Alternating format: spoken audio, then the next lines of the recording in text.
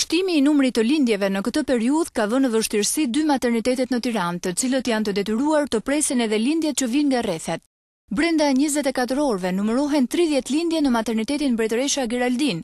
Shefja e shërbimit obstetrikës kërkon përmirësim të infrastrukturës, pasi nuk mund të përballohet fluksi i madh, ndërkohë që nënat që lindin nxirren më shpejt nga koha e duhur nga materniteti për të liruar vendet.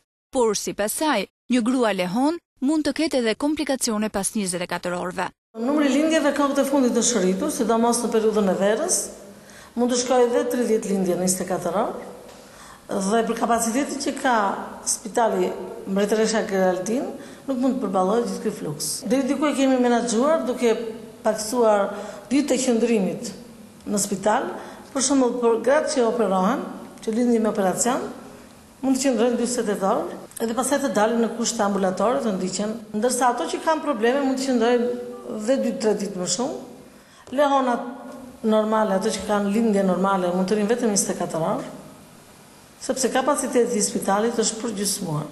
Mana i spjegon se është rritur numri i vdekshmërisë foshnjore, pasi në përrethe nuk ndiqen siç duhet gratë shtatzëna dhe sillen në Tiranë në gjendje të rënduar. Por nga ana tjetër, mungesa e ambienteve ka vështirësuar punën e ekipeve të mjekëve, pasi nuk ka ambiente dhe aparatura për bebet dhe nënat që lindin para kohe. Pa ato që vinë nga rrethet, dihet që janë shtatzani me rrezik.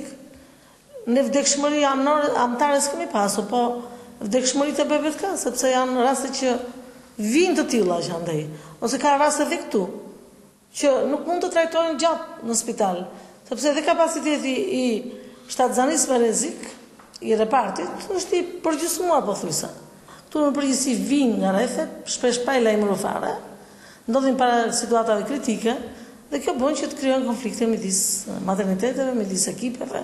Pediatria, neonatologjia janë, nuk ka aparaturat e domosdoshme për të mbajtur shumë lindje të parakohshme. Kërkon të ketë një infrastrukturë tjetër, jo ajo që ka qenë, duhet të ndryshojë. Shefja e obstetrikës kërkon zgjerim të ambienteve dhe shtim të numrit të shtretërve dhe jo reduktim të tyre, siç ka ndodhur së fundmi me zhvillimin e një projekti i cili ka reduktuar numrin e dhomave për të hapur një dyqan me lodra për fëmijë në katin e parë.